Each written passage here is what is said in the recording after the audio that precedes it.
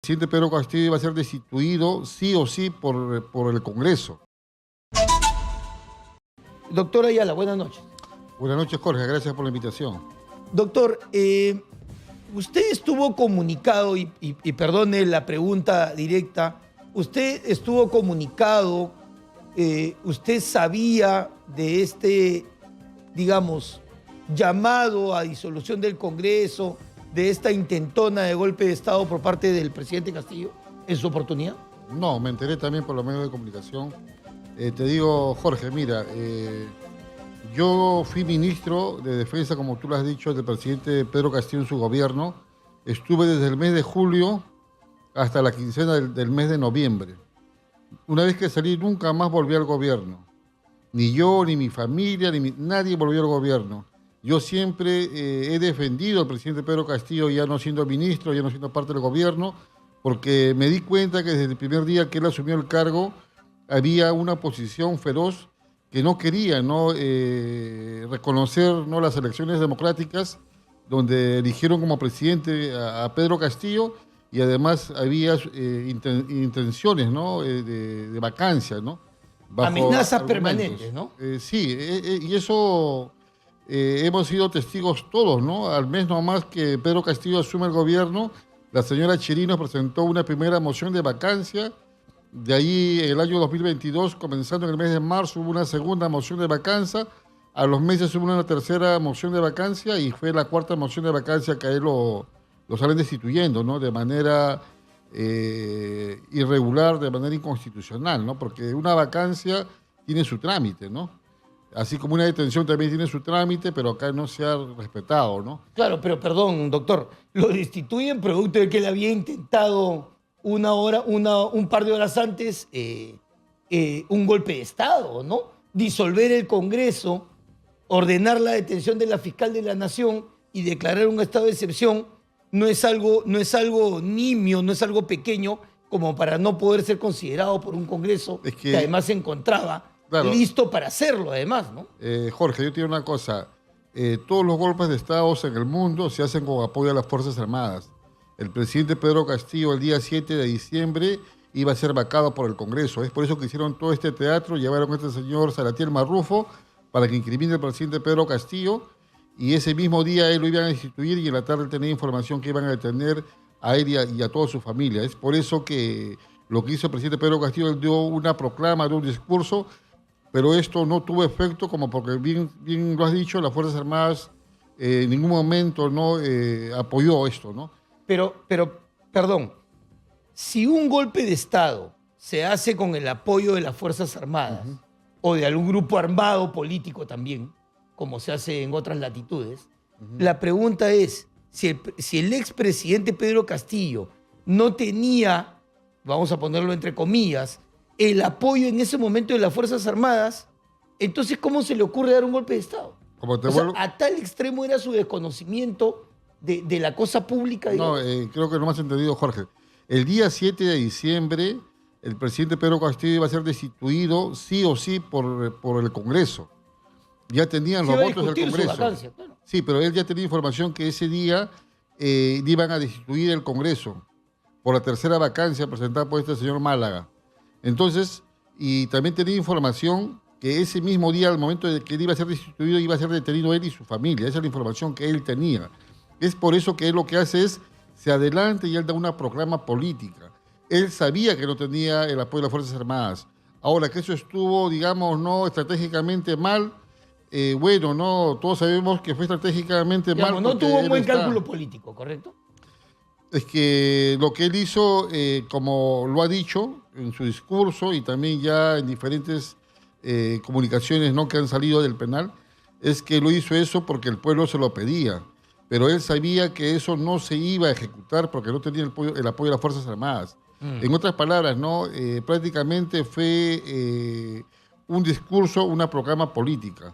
Nunca se iba a materializar porque las Fuerzas Armadas nunca lo iban a apoyar tampoco, ¿no? Porque no hubo concertación, no hubo conversación previa. ¿Quiénes lo habrían acompañado en esta decisión, vamos a decir, política? ¿Quiénes lo habrían acompañado? ¿O lo hizo él, escribió el texto, llamó al medio de comunicación del Estado y le dijo voy a leer esta proclama. Lo que él ha referido es que él solo, ¿no? A pedido del pueblo, de muchos, digamos, ¿no? Personas, ¿no? Que se le acercaban, él, digamos, ¿no? Toma esta decisión, a sabiendas de que no iba a progresar, ¿no? Pero vamos más allá. Ahora, ¿por qué a él lo salen deteniendo? Ahí lo detienen porque supuestamente ha cometido el delito de rebelión. Pero si nosotros vamos a leer el Código Penal, el delito de rebelión dice es alzarse en armas para cambiar el modo de un gobierno democrático. Él nunca se alzó en armas y también de eso hemos sido testigos todos. En tal razón, delito no existe de rebelión. Ahora, de repente eso podría encajar en una acusación constitucional, podría, pero eso también se debió haber llevado en un proceso parlamentario con 26 votos, presentar una subcomisión de acusaciones constitucionales, darle derecho a la defensa y después pasar a la comisión permanente y por último al pleno, ¿no? Y por último, si esto se quería hacer de manera inmediata como se hizo, se necesitaba 104 votos. Se llegó solamente a 101, es por eso que yo presenté una acción de amparo y también hemos recurrido a la Comisión Interamericana de Derechos Humanos pidiendo, ¿no? Que se quede nula su vacancia y que se dé el derecho a que él se defienda, ¿no? Como lo dice la Constitución, como lo dice la misma Convención Interamericana de Derechos Humanos, ¿no? Ahora, desde su punto de vista, claro, hoy, si no hubiera sucedido este día, este 7 de diciembre de hace 2 años, y Pedro Castillo no hubiera intentado el golpe de Estado y tampoco hubiera sido vacado, porque obviamente no se puede ver el futuro, por más que uno tenga información, el Congreso iba a debatirlo. Hoy, si él fuera presidente, desde su punto de vista, ¿estaríamos mejor administrados políticamente que con la presidenta Dina Boluarte? Mira, Jorge, el presidente Pedro Castillo el día 7 de diciembre del año 2022 sí o sí iba a ser vacado por el Congreso. El Congreso ya tenía los votos y esa es una información que él tenía de primera mano. Él igual actualmente hubiese estado detenido porque igual lo iban a detener. Es por eso que se armó todo este circo. Mira, Jorge, aquellos colaboradores eficaces, como el señor supuestamente Bruno Pacheco, que supuestamente es colaborador, ha salido denunciando hace 15 días en diversos programas de televisión diciendo que a él lo han presionado para incriminar al presidente Pedro Castillo. También ha dicho de que él nunca ha visto actos de corrupción en el gobierno del presidente Pedro Castillo.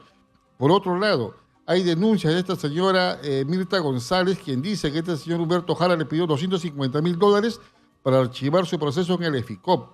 Lo mismo hay un abogado que se llama Castillo Alba que también denuncia, ¿no? Que este señor Jefferson Moreno le pidió $200,000 al señor Mauricio Fernandini para sacarlo preso y para poder archivar su tema en el EFICOP. Quiere decir que el EFICOP, que es un equipo especial de fiscales contra la corrupción del poder, supuestamente estaban negociando, estaban vendiendo, ¿no? Al mejor postor, archivar o abrir carpetas, ¿no? Hemos visto también que esta señora, a quien le dicen la madre, ¿no?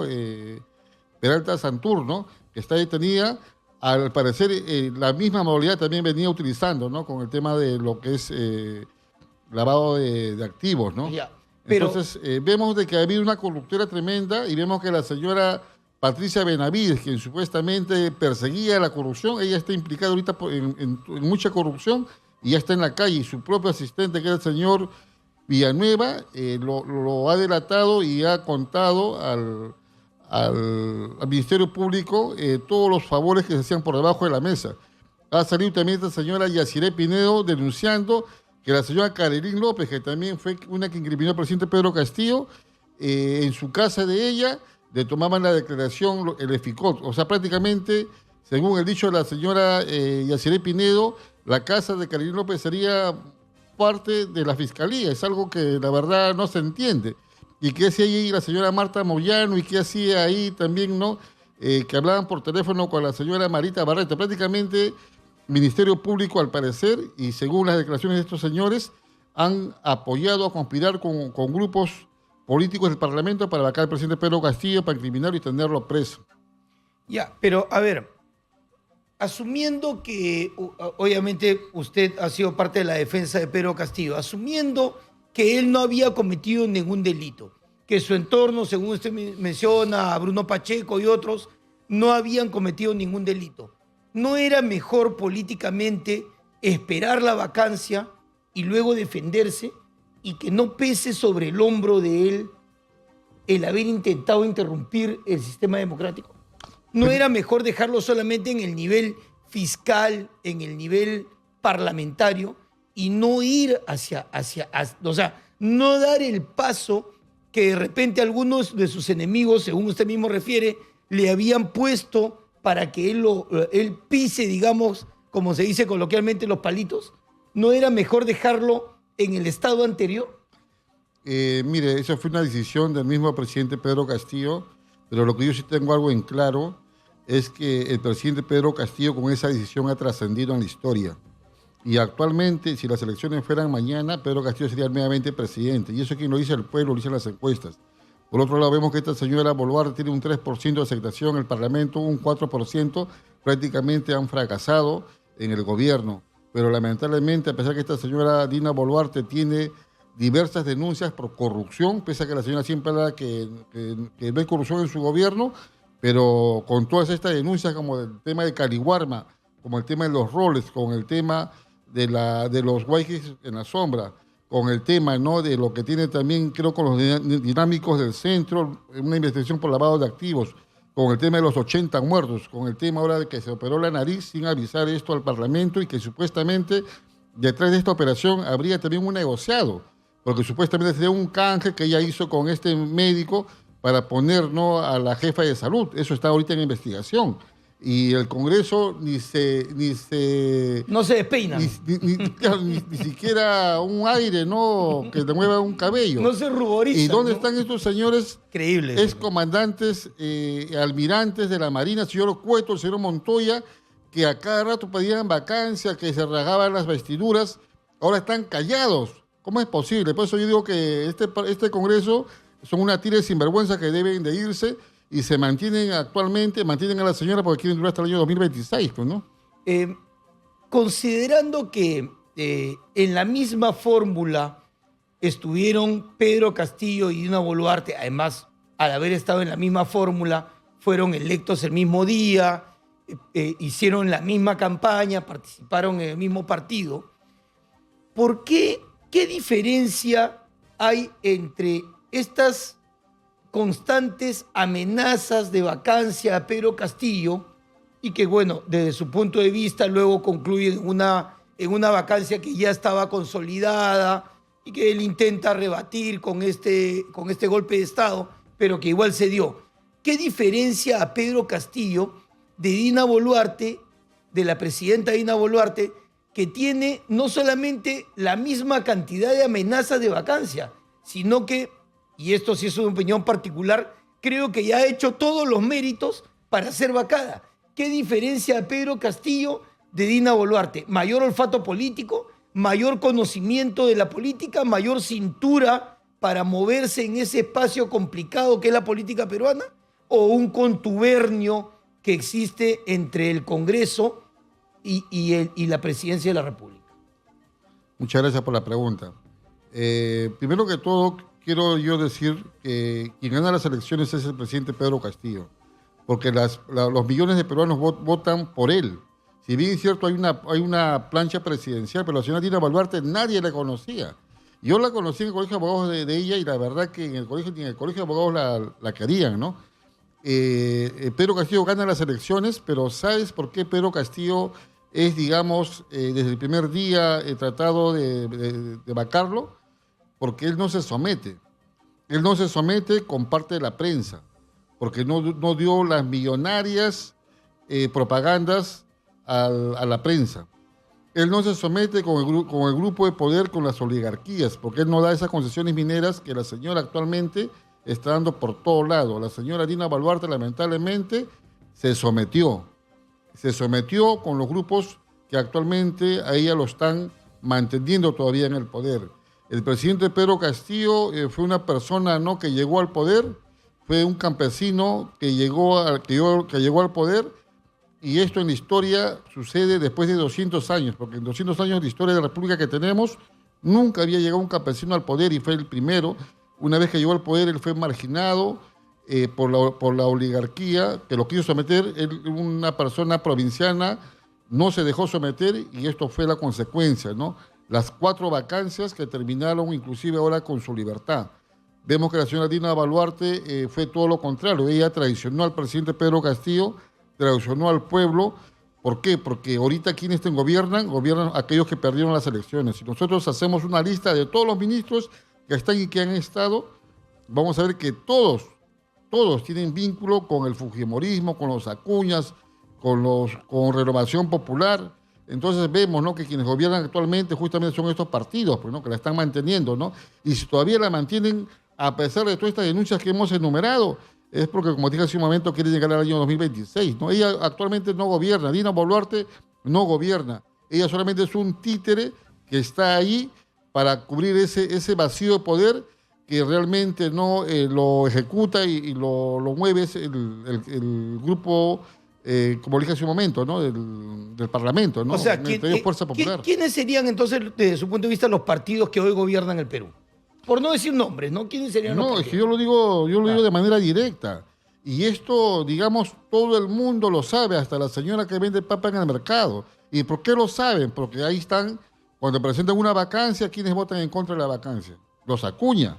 ¿Quiénes apoyan? Fuerza Popular. ¿Quiénes apoyan? Renovación Popular. O sea, prácticamente estos grupos son los que ellas le mantienen. Y vemos los ministros quienes son vinculados a ellos. No hay que olvidar que la misma prensa ha denunciado que la mayoría de funcionarios que tienen ahorita un poder grande son vinculados al señor Acuña, ¿no? Entonces acá las cosas son claras y yo no estoy descubriendo la pólvora, esto lo sabe todo el mundo. Otra cosa es que no lo digan de repente por temor, ¿no? Así es. Doctor Ayala, brevemente, ¿cuál es el camino jurídico que le queda al expresidente Pedro Castillo?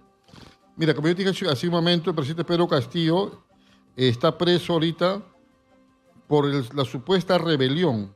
No hablemos de golpe de Estado, porque golpe de Estado no existe y tampoco golpe de Estado así con ese nombre no existe en el Código Penal. En el Código Penal existe el delito de rebelión, que es alzarse en armas. El presidente Pedro Castillo leyó una proclama, habrá dicho lo que dijo, que no se puede negar porque eso todo lo hemos escuchado, pero nunca se levantó en armas. Quiere decir que el tipo penal no encaja. Pero, y por otro lado también tiene una denuncia por crimen organizado, que vemos que no existe ninguna prueba. Yo no puedo negar que ha habido corrupción. Que ha habido corrupción y lamentablemente, así como hay malos policías, malos fiscales, buenos y malos periodistas, igual en el gobierno. De que hubo corrupción, seguro que ha habido corrupción, pero otra cosa es que el presidente Pedro Castillo haya sido parte de esa corruptela, ¿no?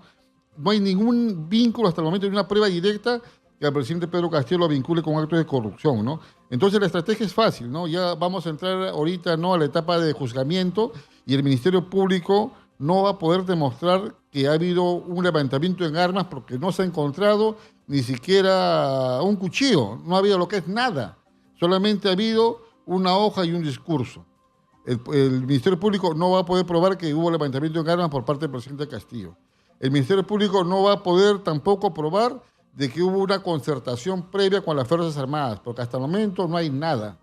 Entonces, bajo esos argumentos, si es que habría una justicia justa, si es que habría una justicia imparcial, él debería salir absuelto. Y por otro lado, en el tema de organización criminal, tampoco vemos ninguna prueba directa. La señora Sada Goray, quien es la que supuestamente pagó coimas, este señor Marrufo, también ha dicho que la señora Benavides viajó a Estados Unidos con el fin de sacarle información, de presionarla para utilizarla a favor de ella misma, para de ahí chantajear a congresistas y tener favores políticos. Por eso la señora Benavides está en la calle ahorita. Es por eso que yo presumo que seguir presa más adelante, porque eso es lo que le corresponde, ¿no? Bien. Doctor Ayala, le agradezco mucho su presencia en el programa y por supuesto que usted siempre va a ser invitado a este programa. Muchas gracias por acompañarnos. Muchas gracias, Jorge, por la invitación. Muchas gracias. Bien.